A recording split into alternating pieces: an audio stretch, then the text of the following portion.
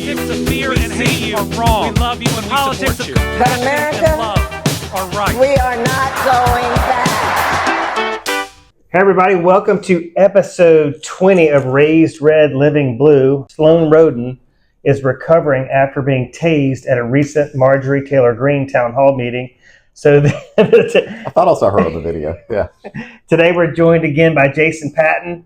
Jason, introduce yourself. Tell us a little bit about yourself. Yeah, Jason Patton. I'm from a little small town in South Alabama. Moved to Tuscaloosa in '98 for school. Ended up marrying what I said was a townie.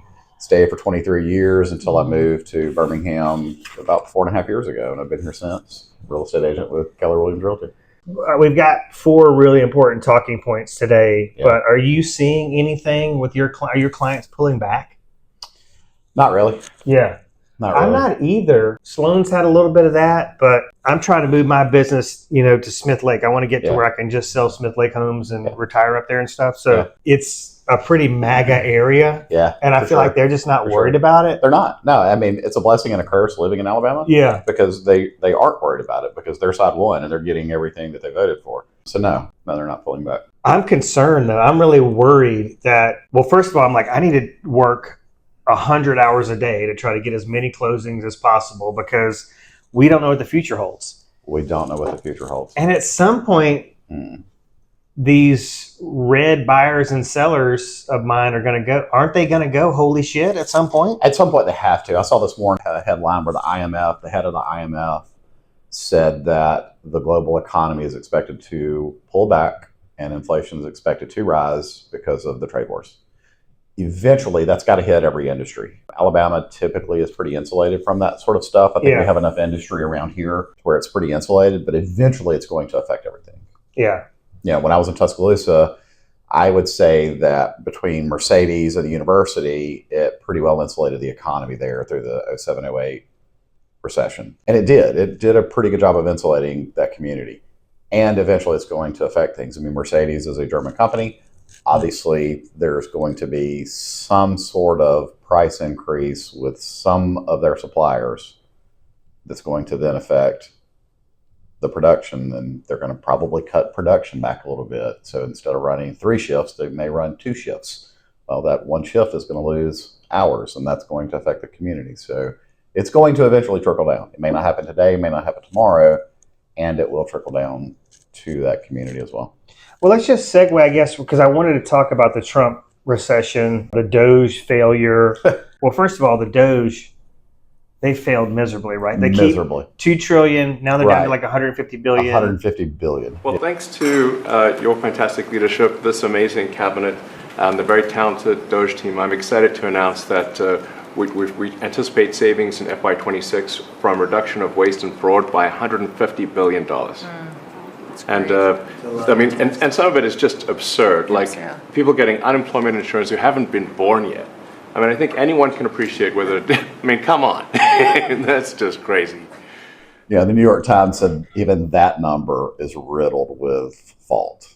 Like, we're not even going to see 150 billion. And then the point Scott was making is that the revenue. So Trump said he's taken in like 400 billion in revenue, I think, from tariffs or 80. I don't know what it is. But Scott was saying all that's going to be eaten up based on the interest on the debt that is rising based on the basis points on the 10-year bond.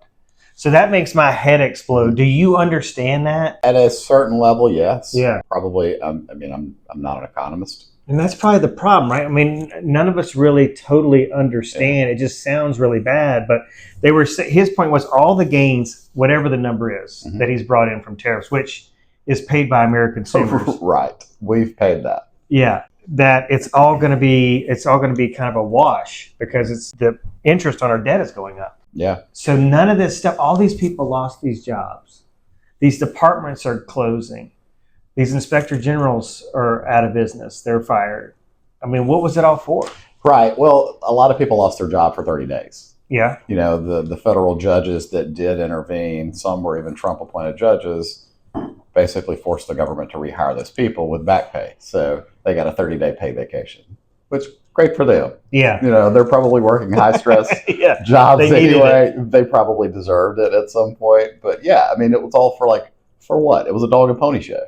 If we if we fired these people and 30 days later we have to rehire them with a back pay, what did we gain? What was the point? Right. And I think the administration knew deep down that a judge was going to force their hand. Or maybe they're just so conceited and arrogant that they thought they could just do what they wanted to do and it stick. I'm not trying to get in the head of Stephen Miller. And it's a, what do we have to show for that? You know, they're canceling some leases, government leases around the state of Alabama. They're cutting some programs. There was an article the other day where they overturned a settlement that DOJ had constructed with Alabama around septic, basically the lack of sanitary sewer systems in Lowndes County, Alabama, which is a very, very poor county in the Black Belt, where the state of Alabama wasn't doing enough to curb sewage, basically just coming right out of a mobile home onto the ground behind the residents. And the DOJ came back and was like, no, that's DEI, so we're not going to do that. And I posted about it on social media, and it was just like because of course they think that is some sort of DEI. And you know, this whole dog whistle of DEI just kind of pisses me off anyway, because it's easy to say DEI is bad. But then when you say diversity, equity, and inclusion, that's bad? Like, what party, what person thinks that diversity, equity, and inclusion is a bad thing? It's a dog whistle. It's a dog whistle of people of color get something that a white person can't just because they are a person of color. That's not what diversity, equity, and inclusion means. Yeah. It's DEI is giving something to somebody that's not qualified over a white person who's not qualified. That's what happens in their mind, is they're giving something to someone else when, damn it, I should have gotten that. I'm not qualified either, but I should have gotten that because I'm white. And it's so insulting. Like completely. We had a female pilot who was at the helm of the helicopter that crashed over Reagan International. Right. It was a black Navy pilot or helicopter pilot that had this tourism crash in the Hudson in New York City. Right. So I mean, I don't know. I'm failing to see like the outrage from women. I think we're seeing, you know, a lot of outrage from the LGBTQ community, but man, it's so. I think we're going to see some outrage from women when if the SAVE Act goes through. It seems like it's got a really good chance. I mean, it passed the House. It just is sitting in the Senate right now. I mean, when Republican white women figure out that they either have to go get a passport or they can't vote, I'll be curious to see what their reaction is. Will they be so disenfranchised to whatever, I'll let my husband vote? Because that's ultimately what we're trying to get to. Right. This administration is trying to get to, where only white men can vote. So are they just going to be complicit and my husband will just be the household vote? Or will they kind of stand up and talk about it? I mean, my wife would lose her mind. When we got married, she kept her maiden name because I don't really care. And she definitely is headstrong around that. She can go vote. She'll be fine. But how many women, not in the state of Alabama, but nationwide, take their husband's last name upon marriage? We've had a guest on this show that said if that bill passes, she's out. She's leaving. Now, we'll see what happens. But that was kind of one of her strong lines in the sand. Yeah. We'll see. I don't think Donald Trump is complex enough to have a reshaping of the world ideology. Yeah. I think he's just operates on a very basic level. It's how much more money can I accumulate, and I need to hold on to power to stay my ass out of prison. I think that's his, and it may even be less about staying out of prison now, of more just, I want to hold power so that I can continue to enrich myself. It may fundamentally just be about money to him. Yeah. But obviously staying out of prison is something that anyone would want to do. So I don't know which it is. And it could be a combination of both. It's definitely about enriching himself. And then the more money he makes for other people, the more leverage he has over them to say, hey, I doubled, tripled, quadrupled your wealth. Right. You got to do this for me now. Before we end on the Trump recession, do you have any predictions of how this is going to shake out? I mean, we're obviously headed to recession, but do you feel like where there's going to be some adult in the room, or he finally listens? Or so I read yesterday, as a matter of fact, that I can't remember who it was in Canada. It was some government official in Canada, and it sounded like, I don't want to use the word collusion because that has a negative connotation, but the gist of the article was that Canada quietly bought up a lot of U.S. Treasury bonds prior to him implementing these tariffs, and worked with other European countries where they did the same. And they are trying to use that as a leverage. Basically, if you don't stop this, we're going to just dump our bonds. We don't care if we lose a little bit of money on the back end, because it'll tank your economy. And using that as kind of a carrot approach. It'll be interesting to see if that truly happened, and if that would work with him and or the economy. It will definitely get worse before it gets better, I believe. Yeah. I really do. Well, and there's been a lot of talk about how, Americans love their iPhones, and if they, have to pay like $2,000 more per iPhone, then it's just going to hit the fan. Yeah. And I mean, he did waive tariffs on electronics and phones and things like that, because it would have cost $3,000 to get a new iPhone instead of the $1,200 or whatever it is now. It's going to take more than that, though. It's going to take more than cheap phones, because Walmart alone, how much of their inventory is made in China? And I don't even know what the number's at now. It's over 140 something percent, I believe, unless he's relaxed that to unbeknownst to me. The number had gotten up pretty damn high.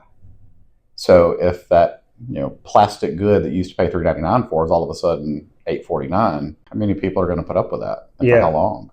I've seen interviews about businesses that are like, we're screwed because we were paying to have our goods shipped from China, which cost them like $30 million. Now it's like $200 million. They're like, well, we can't pay that, so we just got to close our doors. Right. So from like the beginning of this podcast, I've been trying to anchor myself in this hope.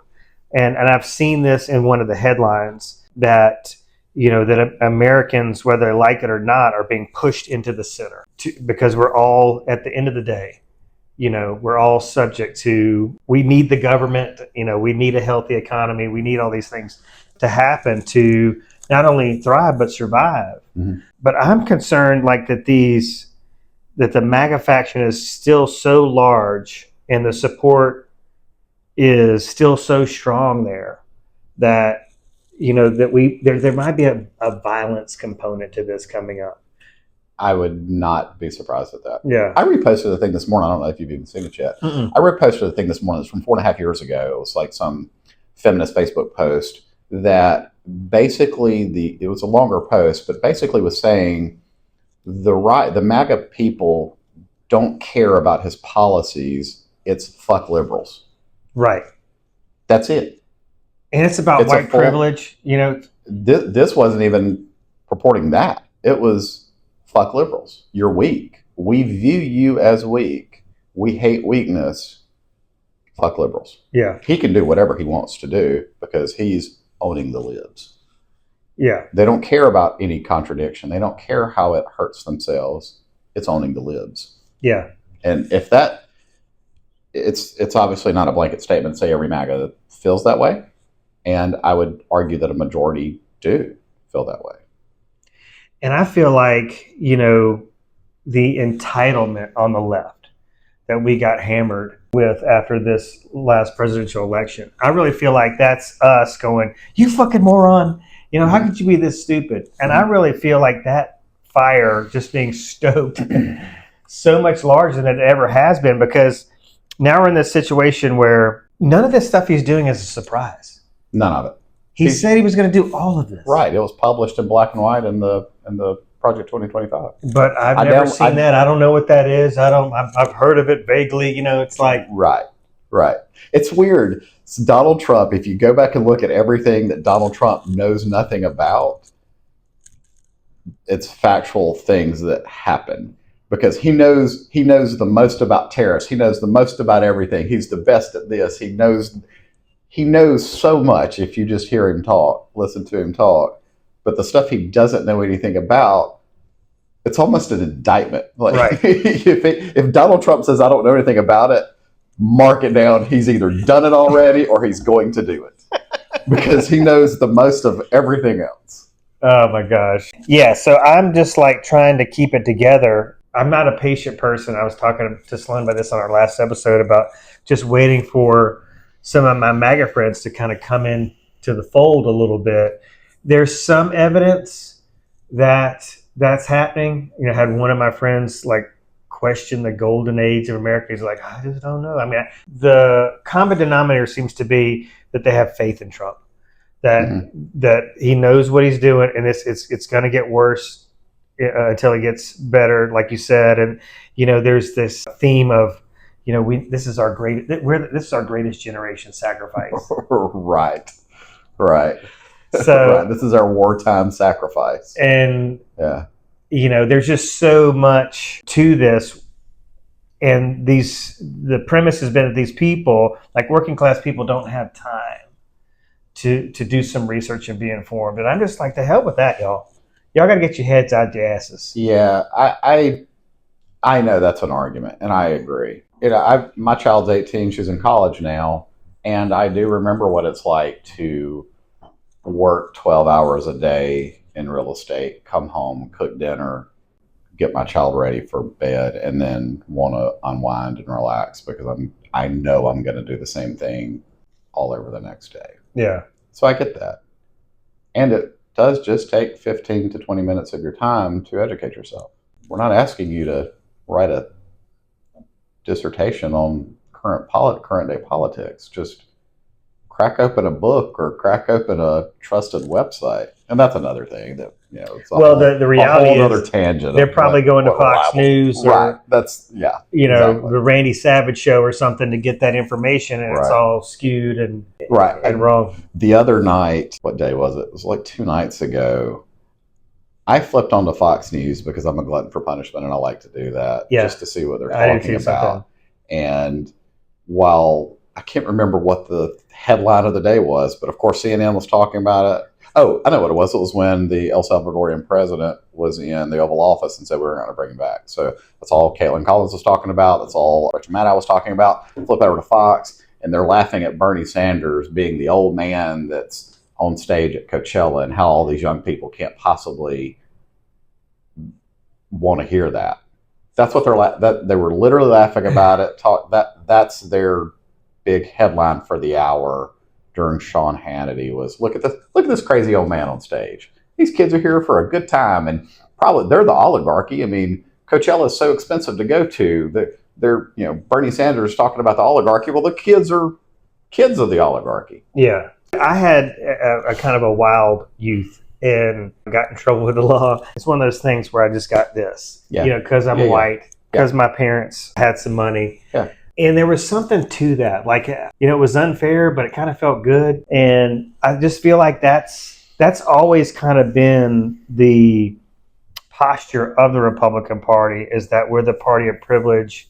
Mm-hmm. We're the party of white men, white people. Mm-hmm. We're also the Christian party, the law and order party. But that's why I feel like this is the goal. They've lost. We've become so diverse. Mm-hmm. We've become so open-minded. Equality was really starting to kind of take some deep roots, and they're like, son of a bitch. It scares the shit out of them. We got to take this our country back. Yeah, I mean, that's what he means. Make it great again. Make white people great. 100%. Yeah. Make America white again. Yeah. May as well be the slogan. Yeah. That's a 100% it. Diversity scares the shit out of them. The fact that white people could be a minority in 50 years terrifies the shit out of people like Stephen Miller and like other people in the Republican Party. It scares the shit out of them. Last thing I'm going to say on this is, you know, driving around these super rural and very poor areas around like Smith Lake, I see so much MAGA stuff. Yeah. And that's ironic. It's crazy. It's ironic. You'll see a rundown mobile home with Trump shit everywhere. I'm talking like, I don't know how these people are living in there. Right. And they're on government assistance. Well, and you see all this stuff getting cut, food banks, all this stuff where they rely on. Yeah. SNAP, WIC. It's just so it's going to be Social really, really Security, bad. So I just want to. disability. I know none of those people are going to see this conversation or hear it. They're not. But I just wish there was some way we could reach these people to go, gosh, wake up before it's too late. Yeah. All right, we've got a really important topic on the other side of the break. We're going to be talking about Trump just basically ignoring this Supreme Court directive, which scares every one of these talking points scares the shit out of me. But we'll be right back. Yep. My one thought, like when we came in here, was like what I really wanted to ask you was, what can we do? Like I really feel like what we're doing now is about all, I don't know what else we can do to fight this. We're starting to see some serious stuff happening where I feel like, oh my God, is that where we're headed? Because if you're diehard and you feel like Trump has the best interests of America at heart, and then there's the rest of us, they're like, we love America too much to watch you guys fuck it up this bad. I said I had basically kind of two lines in the sand of, do I stay here in this country? One was going to be him ignoring a Supreme Court ruling. I was pretty pissed off at the Supreme Court and how they worded the Garcia wording of facilitate. That I knew facilitate, they were going to somehow work around that and stall. Right. I understand the Supreme Court's reasoning for being vague like that. They don't want to be seen as interfering in international politics. Right. I get that as well. For me right now, I'm really watching how they handle that. A lower court with the federal judge that ordered for them to turn the planes around in the air. Yeah. He is now basically saying that he is going to either charge the DOJ to prosecute for criminal contempt. Yes. And if they won't do that, then he's going to appoint a special counsel to do that. That sounds great. Donald Trump will just pardon them. Well, that's what I was thinking because, He's going to pardon them. But at least he's doing something. Right. At least this federal judge is attempting to hold them accountable, which is good. I want to see what the Supreme Court does in holding him accountable for ignoring their ruling. That'll be a real big determining factor for me. And I had my best friend is an attorney down in Tuscaloosa, and we had dinner last week before, whenever it was, and we were talking about it. And he's stuck on, I'm just going to sit here and do what I can from this country because, I'm a lawyer. I don't know how to do anything else. Like if I go to Europe, I can't practice law in France. So his thing was, I'm just going to wait it out. And we've jokingly said our hope is just that we're in the same concentration camp. Oh my God. Because that's probably coming too. So as long as he and I can be in the same concentration camp, we're good. Yeah. But I feel like I can do other things. I come from a business background. Real estate is sold worldwide. I have some lines in the sand of ignoring the Supreme Court is going to be one of them. That's going to cause me, if the Supreme Court does nothing over the next 3 3/4 years, that's going to cause me to really do a deep dive in researching how to get out.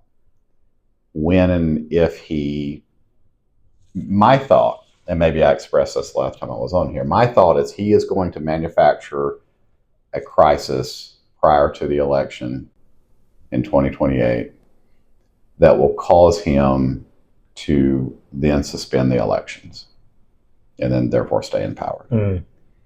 If that happens, I don't know how I stay in this country. And I've said, if I could get my daughter on board, I'd go probably sooner than later. By then, she's 18 now. By then, she'll be 21, 22, depending on time of year. It's going to be hard for me to stay in this country when he suspends the elections to stay in power. Because we're just in a full-blown dictatorship at that point. Yeah. It's concerning, too, because I've seen many politicians on the right get questioned about 2028. To me, it's so ridiculous that we're even talking about that. I mean, his like net approval rating. I mean, there's no way independents, like everybody that voted for him that probably shouldn't have voted for him because they were independent or Democrat or black or Palestinian or a woman, Hispanic people. I mean, all these people. Everybody that shouldn't have voted for him. They got off the couch to vote for him. It's not possible. It's going to take something. But they're just like, oh, that's just him talking. But you said the same thing about the tariffs and about retribution and all these different things before he was elected. Steve Bannon is very serious about a third term. Oh, yeah. So I saw him on Bill Maher, the interview with Bill Maher, and I was like, holy shit, this dude. He is very serious about it. Stephen Miller is very serious about it. Yeah, and what for? It's like the only thing that seems like a logical answer is, the protectionism they're seeking is the protectionism of an upper class. They want to absolutely institute a class system where they're protected and above the law. And I also think it's because they know he's a willful idiot, a useful idiot, because they can't take a chance on a Marco Rubio or a Nikki Haley or somebody that's not as MAGA as them getting control back of the party. They've got one shot to keep this oligarchy theocracy that they're pushing towards, and it's Donald Trump. Because they know a Nikki Haley, a Marco Rubio, or whomever is an up-and-coming Republican. Honestly, out of those two names, I don't know who it would be necessarily that would have a national name enough to garner any kind of support. That's what it's about. They know if somebody else does come into office under the Republican ticket, they've lost their footing in history. Yeah, and I've heard like Don Jr. floated around like there would be a secession. They would love this. Yeah, a secession. And all the kids are dumb as shit besides probably Ivanka. Right. Who has coincidentally been very silent and very out of the spotlight so far. I know we're 100 days in or so. Yeah. Where's she been? Right. She was basically absent in the campaign too. She knows better, but she's married to a guy that's, wants to turn Gaza into a resort. I mean, he is planting a seed planter in Trump's mind, it seems like. Mm-hmm. Yeah, scary stuff. Rubio I've got him on two talking points, both on the SCOTUS scenario and then on Ukraine, which is seems like the biggest failure ever. But what do you think is going on with Marco Rubio, who we all know he came out against Trump, when they were running. He's been completely castrated. Yeah. So completely. And it's said like he's trading his morals, ethics, and values for a chance to be the president one day. Yep. He has sold his soul. But Jesus Christ. I mean, it just seems to get worse and worse in terms of, his silence or... I mean, the video of him on the couch. Slumped. When Zelensky was in the room, he was just kind of slumped over and hating his life. Yeah. And I love that for him. Because if you're going to sell your soul to the devil, you're getting what you deserve as well. I hope he's miserable. What do you think the Supreme Court can actually do? Because I saw a political panel talking, about this. And basically the gist was, because they have given him immunity and all these things, that there's not a whole lot they can do. To him. Yeah. They can hold other parts of the administration accountable. One idea I love is that bar associations need to be more involved in this. And if these attorneys for the DOJ, if the threat is losing their bar card or following this administration, I mean, it's one thing for them to be charged with something and Trump to pardon them. It's a completely different thing for them to lose their bar card. That he can't give them that back. And if bar associations start holding these guys and girls more accountable with, you're lying to the court when you say X, Y, and Z, we're going to strip you of this. Even you don't even have to necessarily do it to many people. Just do it to a couple and threaten more type of thing. That will go a very, very long way with DOJ attorneys. I mean, I'd love to see it. I'd love to see that. Where it seems like maybe some of these universities are starting to kind of band together, or there's some scuttlebutt about it. Yeah, Not just Harvard told out there them on to an kick island. rocks. Yeah, good for them. I mean, Harvard's older than the country. Yeah. And by the way, they've got a pretty decent law school, and I think they could probably round up some people to represent the university pro bono. Yeah. I think they're going to be okay.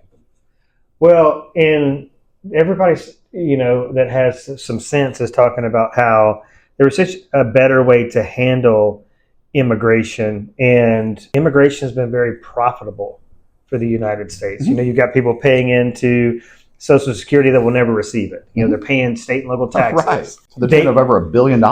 They're filling these jobs that nobody wants. The joke that gets everybody laughing on these political panels that I've been seeing lately is the fact that they want to bring all these jobs back to America that none of these Americans want.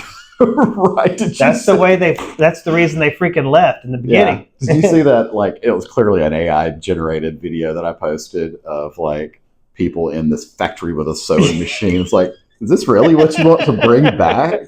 I mean, and it should never be what we want to bring back. The manual labor, sewing a shoe together. Is that really what we want as a country? We want to go back 75 years in technological advancement to then just go back to manufacturing textile goods? Like, really? That's the best we have for our future, is doing that instead of, that's why we ship that stuff to China.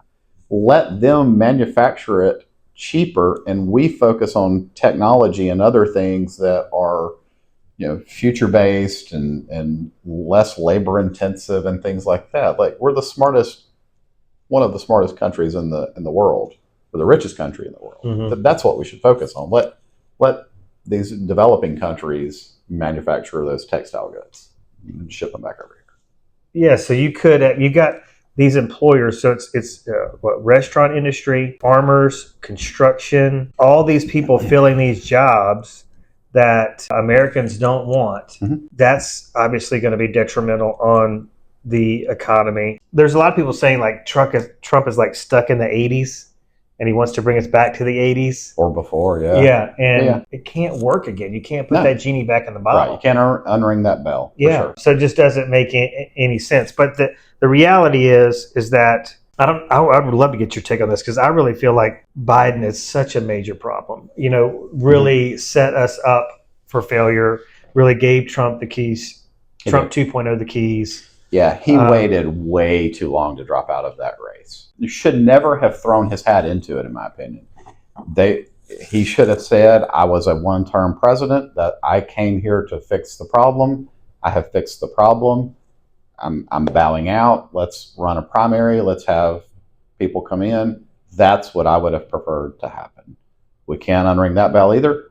And he apparently did an interview, or was at a podium yesterday or the day before talking about something. I didn't even watch it because why are we doing this? He can't. They were showing side by side clips of Biden versus AOC. Yeah, and they're like, Biden, just go, man, find something to do. Right, go sit down on the beach. You and Jill just ride off into the sunset. He just can't. Yeah, he can't sit still. And part of that I understand. The guy was in politics for 50 years. Yeah. This is literally all he's known. He was the youngest ever elected into the Senate. I get it. And you have to take a step back and see that you're not helping.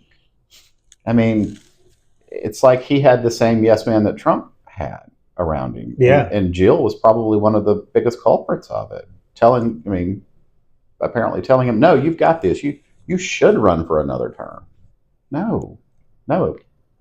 Apparently he had the same doctor that told Trump he was 225 pounds. Said he was not in cognitive. I did see that post of yours. Would you say like I can't, something like I can't believe what I'm looking at, or I'm supposed to? Yeah, you're supposed to. If Trump's 225, they're telling you to ignore what your eyes can see. Yeah. That was it. I'm 200. So Donald Trump weighs 25 pounds more than me?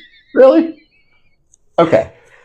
So we've got this situation where, the point I was going to make is that Biden should have done more on the border. I was very frustrated as a Democrat with Kamala Harris and her border czar, to the point where we were when we were starting to get to the point where she was going to take over the campaign, I was like, fuck that. But I really rallied behind her at the end and thought, well, we know we know we'd be in a lot better shape if she had won. For sure. I was really angry over her never addressing the transgender operations in prisons and all these things. But we see now, because we look at the pace of change that Trump moves at, and it's like this wrecking ball. It just shows you how much more Biden could have done. To one of your points, when's the last time you heard Donald Trump talk about the border? Yeah. Why did that just go away? Yeah. I mean, he's taught. We had a crisis at the border, he said during the campaign. Yeah. A crisis at the border. National emergency. We have to have our military down there. When the fuck has he said anything about the border lately? Yeah. And it's his highest approval rating still with people. Crickets. Wonder why that is. I don't know. Was it a manufacturer crisis? After Biden did implement some, I don't know if it was an executive order or if it was actual legislation, border crossings did go down towards the end of his presidency. Yes. That didn't get enough coverage. Yeah, but too little, too late. It was too little, too late on his end, and it didn't get enough coverage from traditional media. Now it's just gone away. Trump absolutely used that during the campaign. 100%. It's a fear tactic. His base loves, they just soak that up. I'm very serious when I don't think he's mentioned it as president.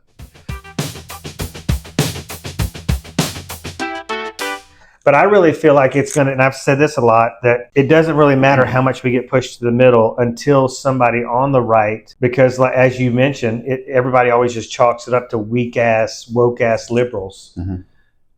But they're not going to listen to a Bernie Sanders or an AOC. Mm-hmm. I mean, our side is, but their side never will. It's going to take somebody. We need somebody like a freaking Colin Powell or somebody on the right to resurrect or reemerge or find their voice and come out and speak out against this shit. I think Pete Buttigieg is a person that can pretty quickly emerge in the upcoming cycle, should it actually happen.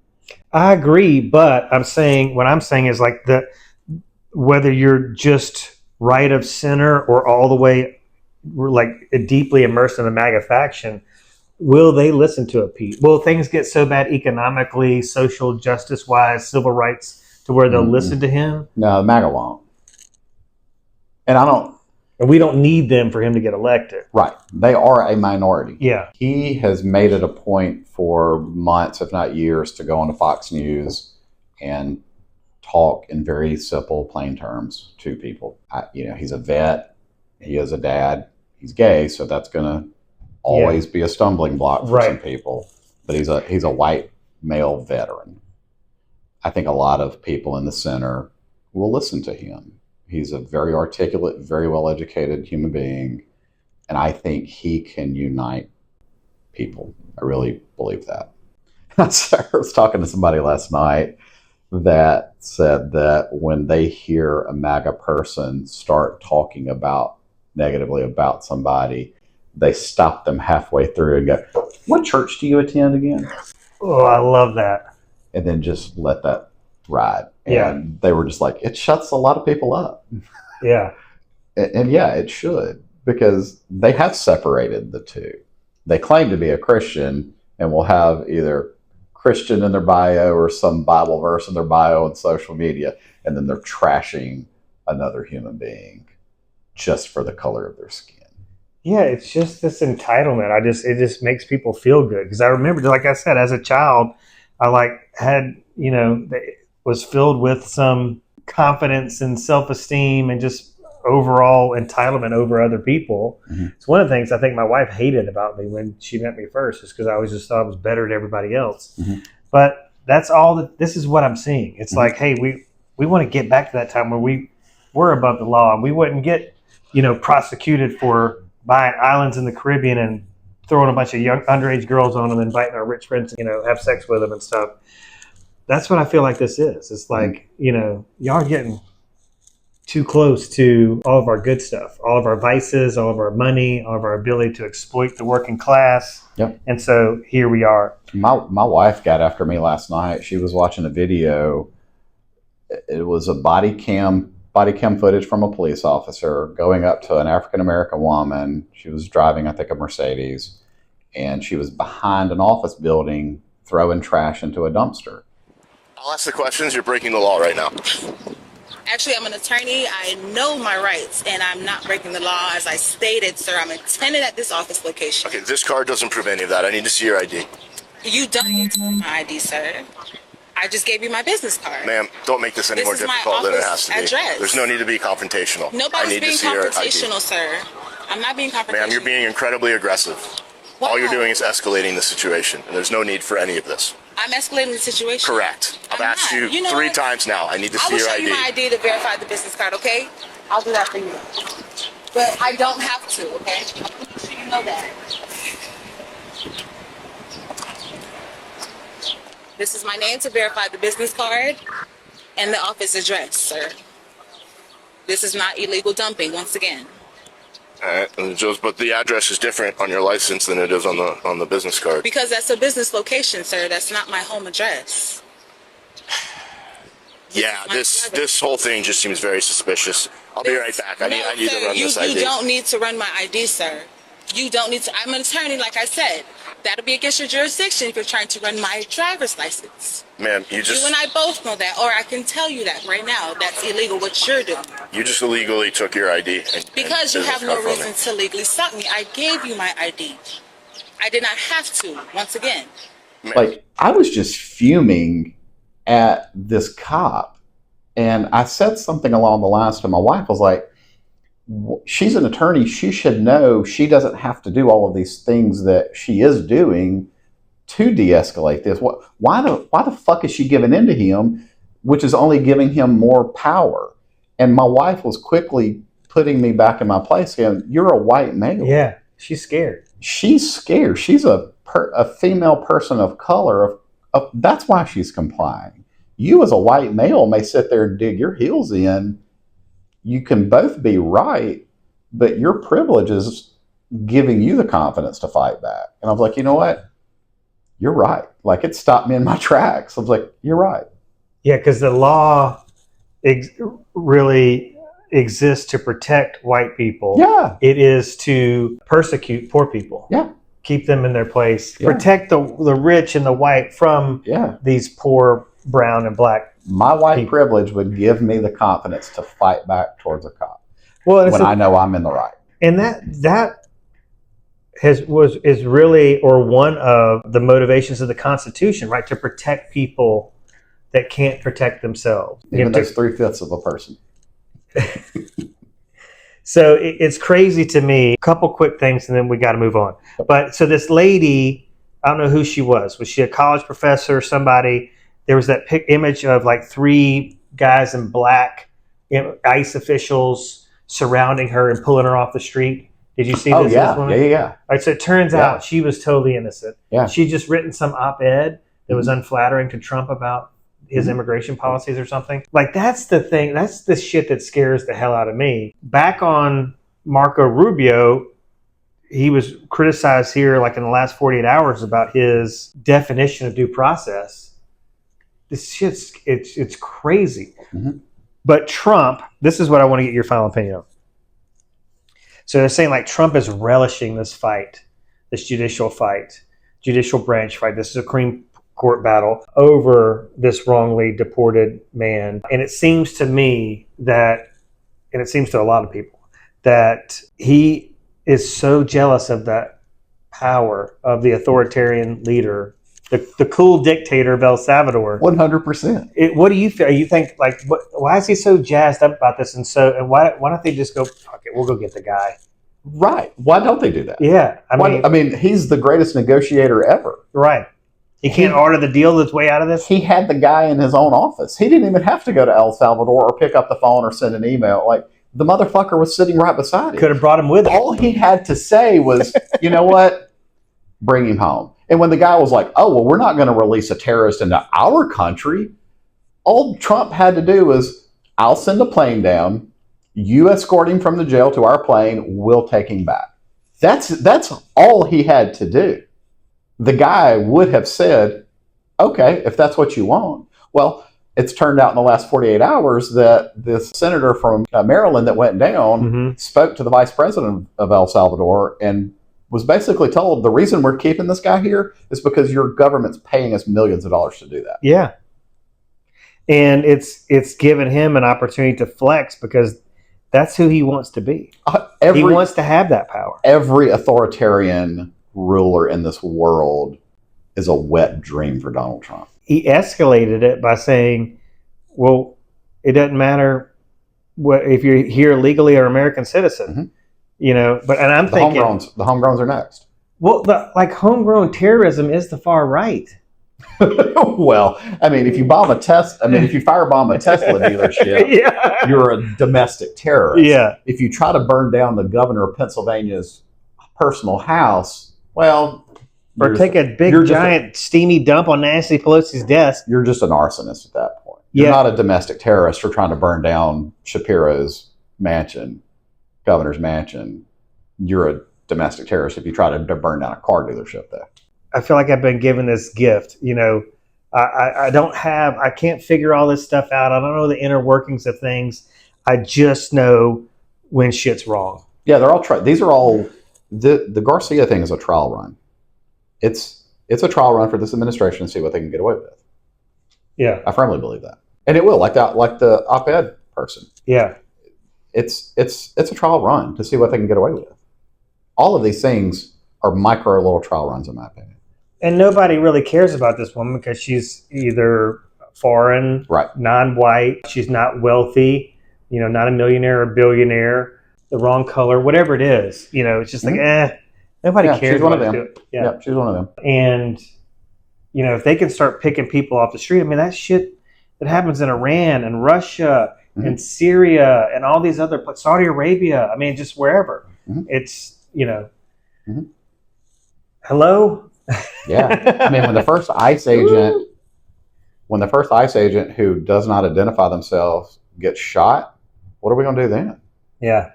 Because they're just coming up grabbing people. They are not identifying themselves. Smashing people's windows of their cars. Yeah. They are going to do that to the wrong person at some point, and someone will be hurt. And then what? All right. Let's take a break. When we come back, what are we talking about? We're going to talk about Ukraine when we come back. All right. Welcome back, everybody. How's everybody feeling? Moving on to lighter subjects. God, America is so great. Yeah. All right. So let's talk about Ukraine. I feel like more people should be making a big deal about this because it was like, oh, in this war on day one. And right. He's getting... Before he even took office, he was going to end this war within 24 hours. We were day 100 or so. So that's no closer. Sloan has this gripe her ass segment. I mean, this really gripes my ass. There's two parts about that. Okay, so him saying that he was could end the war on day one, and then the second thing that really bothers me is the blame he puts on Zelensky and the Ukrainians for allowing this to happen. And of course, he's going to blame Biden, but you allowed yourself to be invaded. How dare you? Well, so then this missile hits this school or hospital or whatever the hell it was the other night, kills 37 people, and Trump says, oh, it was an accident. Yeah, where Russian state TV's not even saying that was an accident. They're going, no, fuck yeah, that's where direct hit. Right. We got the target we wanted. So Sloan was on last week. I had a buddy of mine. It was eye-opening to have him on, who is an ex-Marine. Everybody on his side of the family, everybody on his wife's side of the family is all MAGA. He's completely encumbered by MAGA. He went to the emergency room with some ulcer issues or something was going on, some stomach issues, some gastro issues last weekend. We were supposed to have this white privilege master's party. And I really feel like it's stress he's putting himself under because he's like so freaking concerned about, he really feels like we will be in some form or fashion at some point in the near future, we will look very authoritarian. Like America. Today? I mean, yeah, we're there. Yeah, exactly. So he's really, really concerned. What do you feel like? I mean, he feels like Trump is totally in bed with Putin, but obviously wants his power. You know, that this is, it's another leader that he envies the power and the wealth and all the things. He absolutely envies his power. Absolutely does. I think with Putin directly, I don't know how much information is truly out there about this, but I do not doubt the theory that Donald Trump was compromised back in the 80s. Mm-hmm. I do not think that Kremlin had any idea that he would ever be the president of the United States. But I think they did see a person with some influence in the business world in New York City. And I mean, he couldn't get a loan from any bank other than Deutsche Bank. And then somehow they are still around. But I would not doubt that he could have been compromised back in the 80s when he apparently went to Moscow to scout for the pageant that he owns, whichever one it is, that he was compromised at that point. Well, the headline I saw on one of the big news website platforms this morning was that Rubio and this old dude are sitting down with representatives from Ukraine today, allowing them to plead their case. And I'm even thinking like that headline in and of itself is so jacked up. I mean, their case is obvious. They were invaded. Do you have any predictions about where this is headed? I'm surprised that they haven't cut off any kind of funding or aid to Ukraine already. Yeah, so they tried. Yeah, they tried. Well, they did for a hot minute, and they reinstated it, right? Yeah. I'm really surprised that they haven't gone all the way through with that. And if Congress has already appropriated money, he can't stop it. That's what the first impeachment was around. I don't think he cares about that either, by the way. Nothing happened. He was impeached twice and nothing happened. Yeah. I mean, he's got the majority in both houses right And they're now. talking about it a third time. They're like, You're wasting your time. That's why I agree too. Yeah. They're wasting their time. I don't think he cares. And I'm surprised they haven't stopped all funding and relief aid to Ukraine already. I fully expect that to be on the table at some point in the very near future. His idea of a deal to end this war in 24 hours is basically to force Ukraine to give Russia land, basically whatever they want. I mean, Putin's obviously trying to reestablish the old Soviet bloc, and Trump doesn't care. Whether he is or is not truly in bed with Putin and the Kremlin, regardless, he does envy Putin's power and doesn't care about Ukraine and their sovereignty. So that would be his idea of a deal, is just give them what they want. They'll stop bombing you so you get to live another day. But just give them what they want. Yeah. That's his idea of a deal. Which is disastrous. Which is disastrous. It's only, I mean, it puts him 1 inch closer towards Poland. I mean, you're a fool if you think Putin would stop at Ukraine. Exactly. So, where is our righteousness? Because we're talking about Greenland and Canada.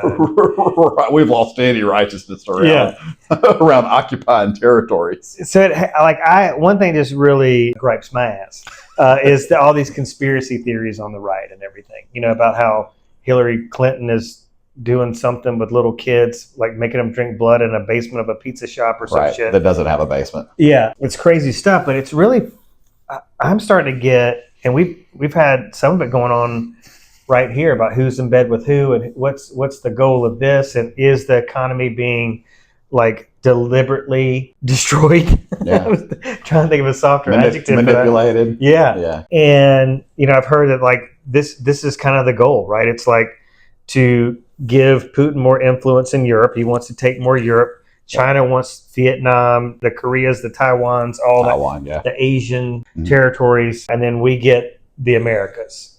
We take all that stuff. Wouldn't surprise me if Trump would try to go all the way down to basically the Panama Canal. Yeah. I mean, it just seemed, there's, you don't hear much about that. Right. I haven't heard Panama Canal in a while. You're still hearing a lot about Greenland dropping the 51st state with Canada and all that stuff. Which is so silly to me because Canada is much more progressive than he realizes. Yeah. I mean, their landmass, you couldn't have that as just one state. You would have to, their provinces, you would basically have to follow that architecture. Well, then you're going to give, 5 more states? We're going to have, or there's going to be counties, Canada's a state, and we're going to have all these counties like we do. Either way, the division would give Canada if they truly became a state, would give them so much more representation in Congress that leans heavily Republican. That just, you're shooting yourself in the foot. So why are you even talking about it? Do they not know this stuff? Do they not realize how progressive Canada is? Do they think that coming and taking their land would make them more Republican? None of that makes sense to me. Yeah. It's so silly and so backwards, and it's for what? And then it just leads you down this road where it's like, doesn't matter what side of the aisle they're on or whether they're conservative or progressive. You have to do what the frick I say, or you're going to get put in a camp or have everything, your livelihood stripped from you, your reputation destroyed. Yeah. So it kind of brings you down that road. But do you feel like this is ultimately what Ukraine is going to have to do? Their only out is to, concede this territory that Russia's already taken and maybe some more? I don't. Plus actually. the minerals and all that for us and all that other shit? I don't, actually. I don't think Zelensky will ever get to a point of totally trying to cut us out of aid and supplies. I think he's going to lean heavily towards Europe. I mean, we saw that when he left the Oval Office, he went to Europe and had a warm reception. Yeah, they rallied around it. I think he knows a majority of the American public are behind him. He knows who the problem child is. I think he leans more into Europe, and I think they lean more into him because they are the ones that will have to deal with the repercussions of Putin expanding his territory. They have a much higher vested interest in keeping him at bay. So I think he leans more to them. I think the will of the Ukrainian people aren't going to lay down. I mean, they've proven they will fight for their land. So I think that's what happens. I don't know how it ends. Mm-hmm. I don't know how it ends. I don't know when it ends. This could be a 10-year war. We're already, 3 years into it? 2.5, 3 years into it. This could be a 10-year war. It's so devastating. I did see, this really freaked me out. A couple weeks ago, watching 60 Minutes, I really feel like I want to mass email or mass text all my MAGA friends, but I feel like we should have a way to communicate with everybody on the right and make it mandatory that they watch 60 Minutes. 60 Minutes is doing some incredible reporting, but I had this segment where they were detailing the fact that Russia is using Ukrainian citizens. So we're talking about an old lady carrying a bag of groceries down the street. They're using these citizens as target practice to train drone pilots. And they're just murdering these people in the streets, just gunning them down. And so, literally there was one where the drone malfunctioned or something and it didn't fire. And this guy was just sitting there in the middle of the street just staring, looking at this drone, saying prayers because he's just like, this is the end. This is how I go. How can you imagine? So disturbing. But that's the other thing is that we're so disconnected from that. We don't know. I mean, you got kids in Gaza saying they don't want to live anymore. I hope I get bombed. That's their reality. We don't know what it's like to have to go to the grocery store and worry about getting sniped. Mm-hmm. Our kids right now aren't going to school 40 feet underground with no windows and, basically glorified bomb shelters as classrooms. Gosh, I really feel like we need to experience some of this stuff. We need to go to these places and see it for ourselves because we're just we have such a privileged life. I mean, you look at it this way, even if you are super poor and super in a minority, you're super hungry, you still got it better than citizens in Ukraine. Still got it better. Or Gaza. Yeah. Or these other places. It's really sad. Going to the sites, I don't need to go to those sites to have empathy for those people. Me neither. And the people that need to go to those sites don't have empathy. That's the problem. That's an excellent point. Yeah.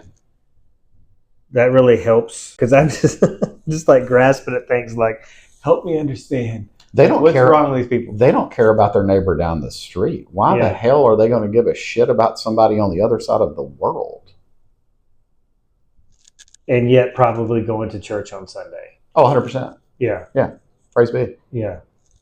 All right, let's end this episode talking about RFK and the MAGA movement.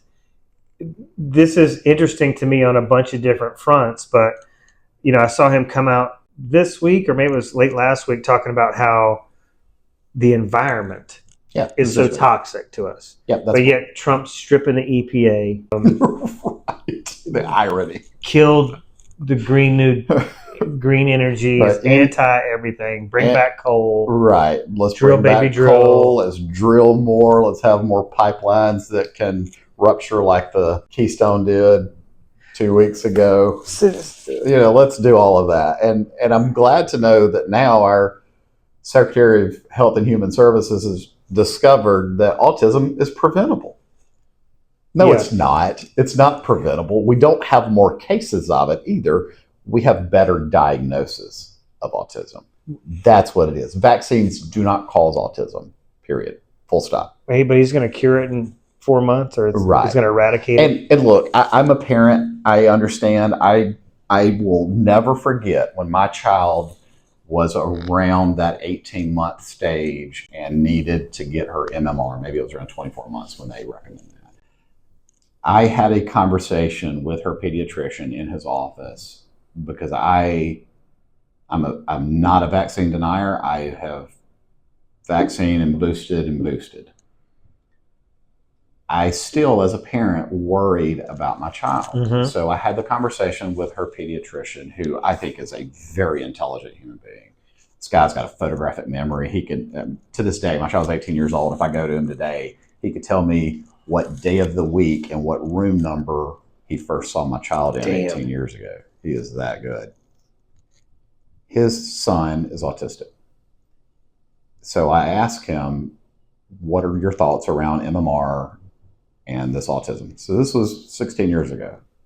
And he said, even though his child is autistic, that he would still and does recommend the vaccine. And it's because he, as a parent, he didn't want to see it. As a physician, taking off the parent glasses, he can go back and he could see the signs of autism in his child before he got the MMR vaccine.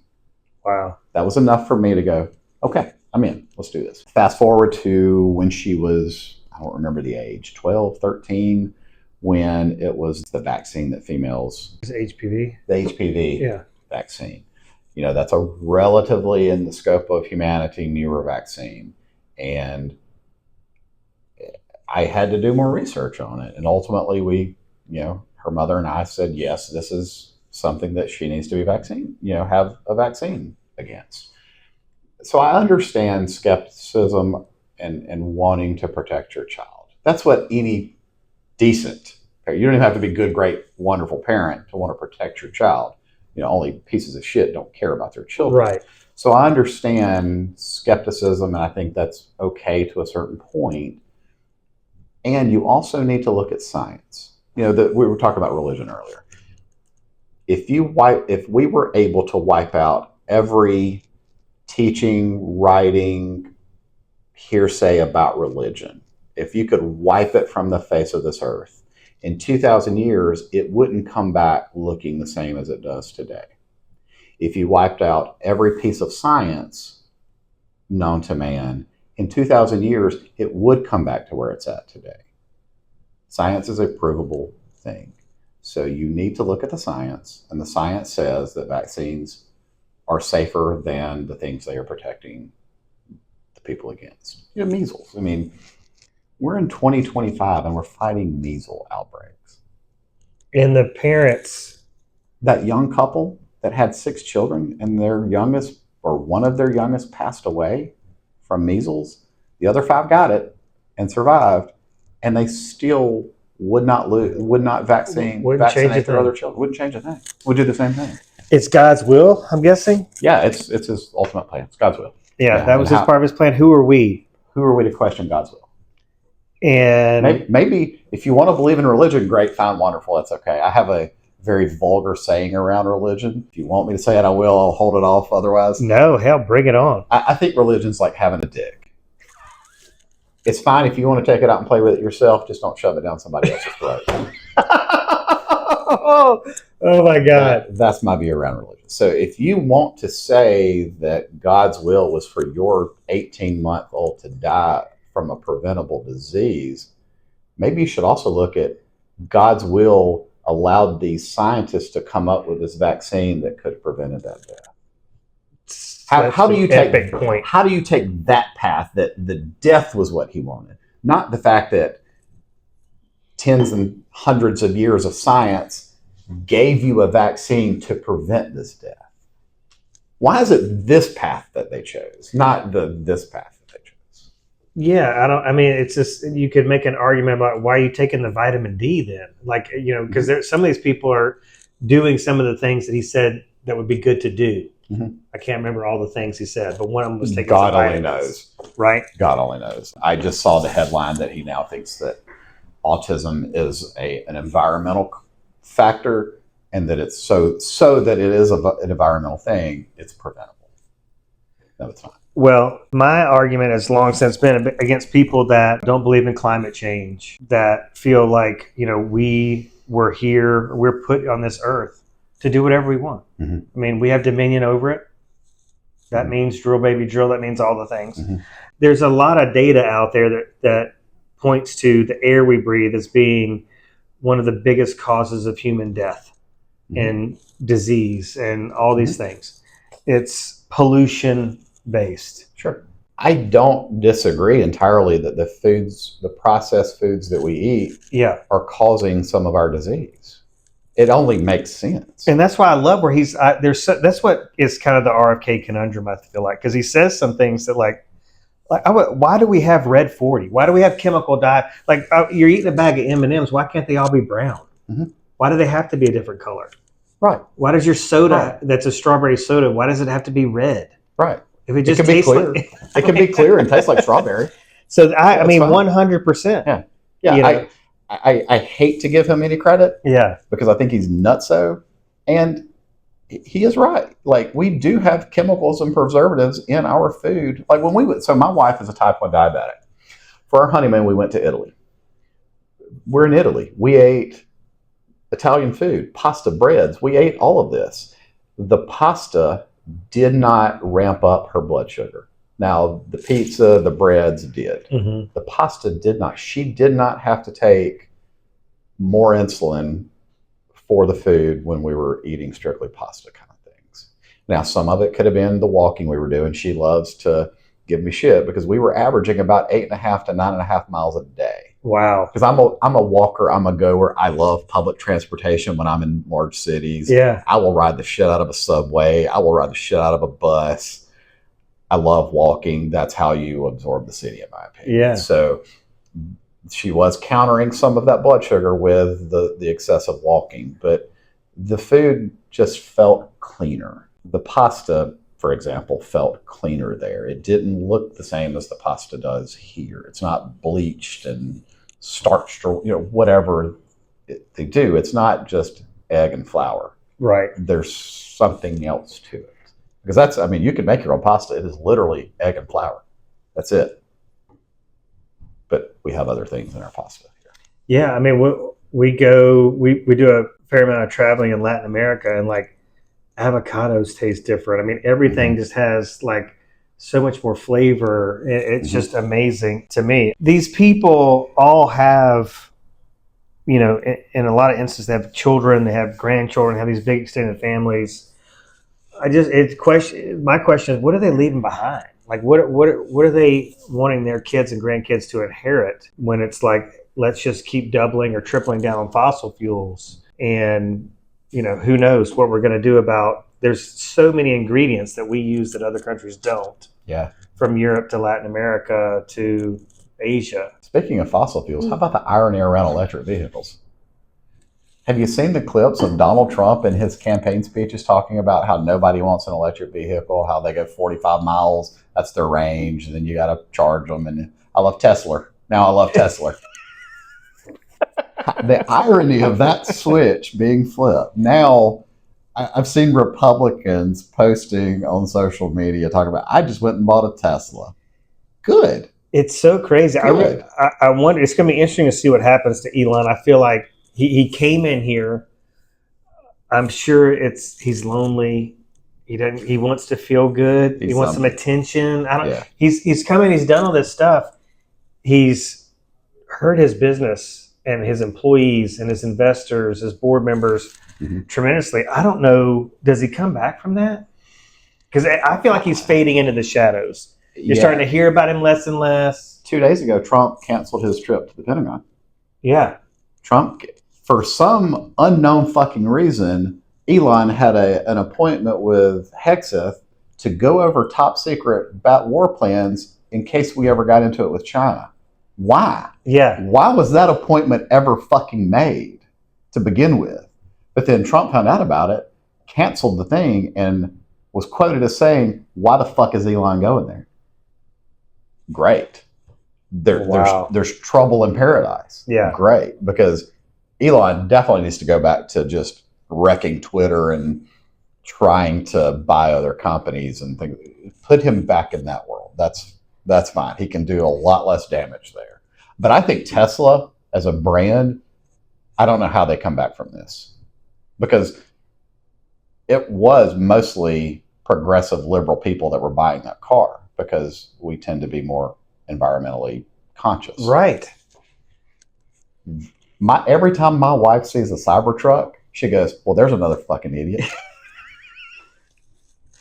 I do too. I don't know how. I literally do too. I don't know how they as a brand come back from this. Like I've wanted an electric vehicle because of the amount of driving that I do. I now want a Rivian. You couldn't give me a Tesla. You could not. If you handed me the card to one, I'd give it back to you. There's like a Facebook, something keeps popping up in my news feed. It's like predominantly people that were Tesla owners that are telling their stories about trading for Rivians. Mm-hmm. Like there's this whole community of people ditching Tesla for Rivian. I get the same thing. It's a Rivian Facebook group. Yeah. And I get that too. Finally did it. I did a thing today. I turned my Model 3 in for a Rivian. And they're like, whatever. I love it. Yeah. It's so awesome. Yeah. Yeah, and China, another vacuum that China's feeling. I understand everybody's TikTok algorithm is different. I don't know if you're into TikTok or not. I jumped off of it. Yeah, I was on it big time for a minute. I go down rabbit holes with TikTok. I love it, and it's the bane of my nighttime existence. Yeah, the algorithm is pretty powerful. It's strong. Yeah. One of the new things now on my algorithm are all of these manufacturers in China that claim to be the actual manufacturer of luxury goods. I don't believe that they truly manufacture every luxury good in China.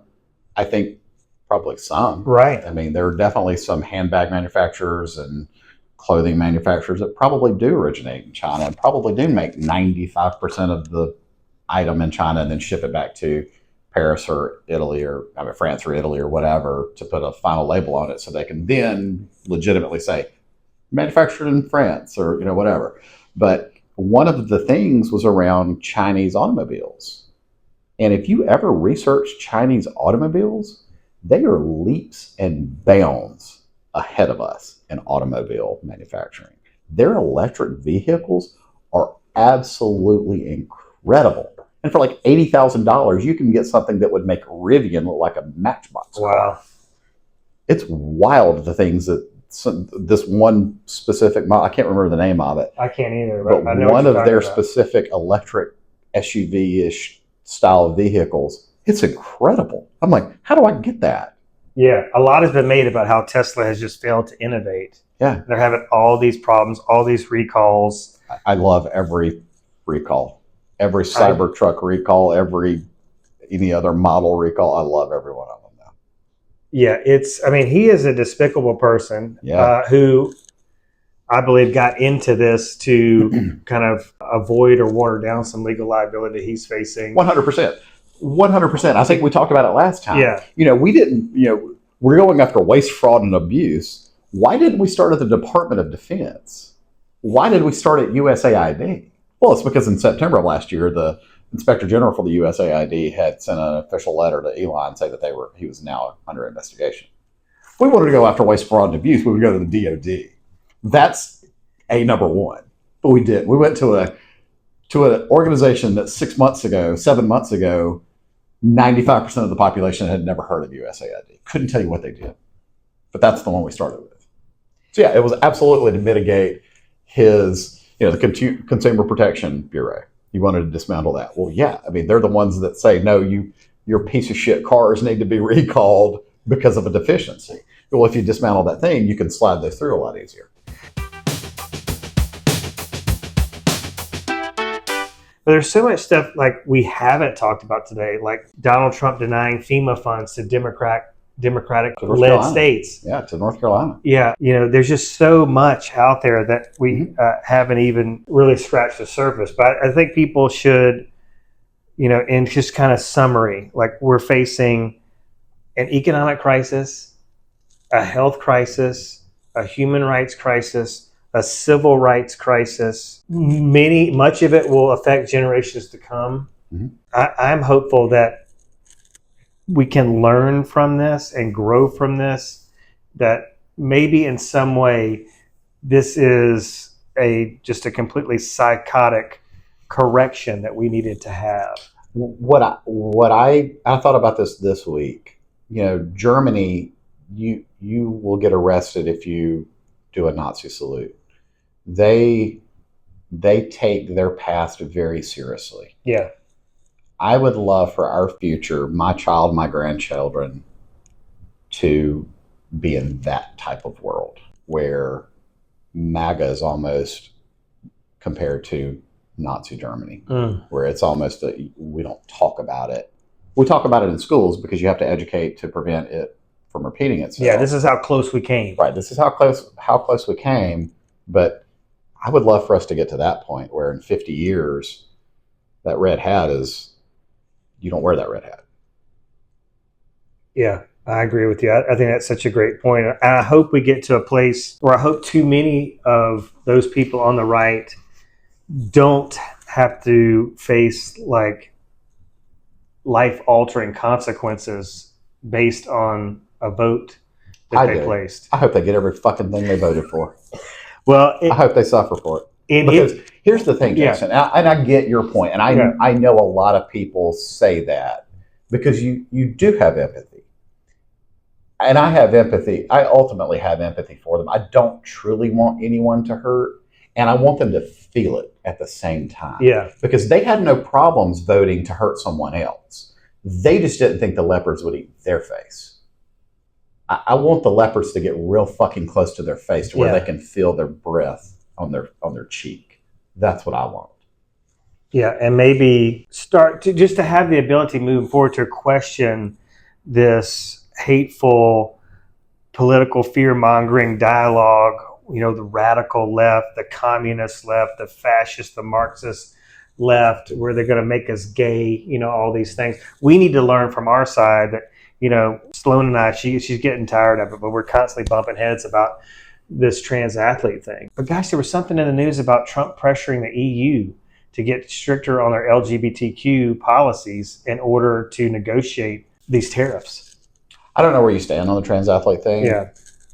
It's such a non-issue. When there were 9 collegiate athletes that identify as transgender out of 500,000, but that's what non-issue. That's the fear they're doing. They're like, oh, my child's going to have his penis removed, or somebody's going to convince him that's the thing to do. Some of the rights arguments are, well, it's unfair to have a biological male competing with biological females. Well, to transition, like, I wouldn't just all of a sudden grow my hair out and say, well, I identify as a female now. You start taking estrogen that does start depleting your muscle mass. It's not like I'm a bodybuilder and then I'm going to just identify as a woman and I'm just going to clean up in all of these athletic events. Right. I mean, that's not part of the transition. Part of the transition is estrogen and other hormones that suppress stuff like that. So it doesn't put them at a competitive advantage. A trans person does not have a competitive advantage if they are truly transitioning with hormone therapy. It just doesn't. Yeah. So that's Sloan's position, and my position is it doesn't matter. Like it really doesn't matter because that issue is killing us. Like it just like that's what they latch onto. That's why it's in the news. That's why they keep. I mean, there was fencing, and Sloan even made the point. She's like, Right. "Well, fencing's been what unisex or whatever for Right. Where's the competitive advantage there? I mean, yeah, like men and women have been competing against each other in that sport since its inception. dude, I started playing pickleball a month ago, and I'm addicted to it. That's what I hear. I lose to women all the time. Yeah. Like, I have no competitive advantage over them in this sport. There's so many other sports that don't, like the disc golf was another one. Like, I guess strength could be a thing, but I mean, in like normal golf, I can hit the ball straight 200 yards, or you can shank it 275. Which is better? Yeah. It's about accuracy, right? And skill. And Right. Well, I hope this morning that we have given some people out there something to talk about. I mean, at least one. Yeah, our one loyal follower. That's right.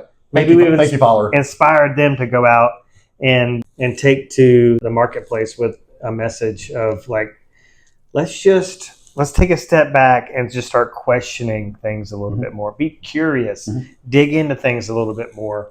Do you have any a parting thought on why there's this void of empathy on the right, or just in America in general? That's a great question. I do not know. I don't know where it started. I don't know when it started, but we definitely have a lack of empathy on one side. And I've said this a lot in the last 2 to 3 years, actually probably longer than that. I think that's a fundamental difference in the parties. I think Democrats have empathy and care about other people. I think Republicans only care about themselves. And I don't know why. Just it's like an ideology. It's based on their upbringing. I guess. Yeah. I don't know. I would love to know more about that. I would love to know why there's such a lack of empathy for other human beings. A topic for another time. Yeah. Jason Patton, let's tell everybody how they can get in touch with you if they want to buy real estate in the greater Birmingham metro area. Yeah, so I guess just my name, Jason Patton at KW is an email address. Shoot me an email and we can buy, sell. Yeah. What about a website? Where can they find you online? Yeah, so it's thepattongroup.al.com, my website. I had a team when I was in Tuscaloosa. I dissolved it when I moved to Birmingham, but I kept all the branding and everything. So and I do a lot in Tuscaloosa still. Awesome. Probably 50% of my business is down there. Awesome. So, well, if you are looking for a lake home, I love the fact you were talking about, do you have something on your website that says you're safe? Like you're a safe person to work with? I don't. Was that somebody else we had on the show? I don't. I can't remember, but that's the other thing. I don't care whether you're MAGA or a blue dot. We're going to have a good time shopping for lake homes. Right. Exactly. So go to SmithLakeActiveListings.com. Again, that's SmithLakeActiveListings.com. I'm your host, Jason Will, joined by Jason Patton. Thank you so much for giving us your time today. And just look us up online. Basically, the easiest thing to do is to Google Raise Red Living Blue if you want to find us on social or the podcast. I've got the Insta handle here, Raise Red Living Blue _pod. So check us out there and reach out to us with some DMs and let us know what you're thinking, what you're feeling. Tell us how we're getting it wrong and why you're right, we're wrong, or what else you think we need to be talking about. What other issues you want to see us shining a light on this show. Thank y'all so much, and we'll see you on episode 21 real soon. Politics of fear and hate are wrong. We love you and politics we support you. But America, love are right. we are not going back.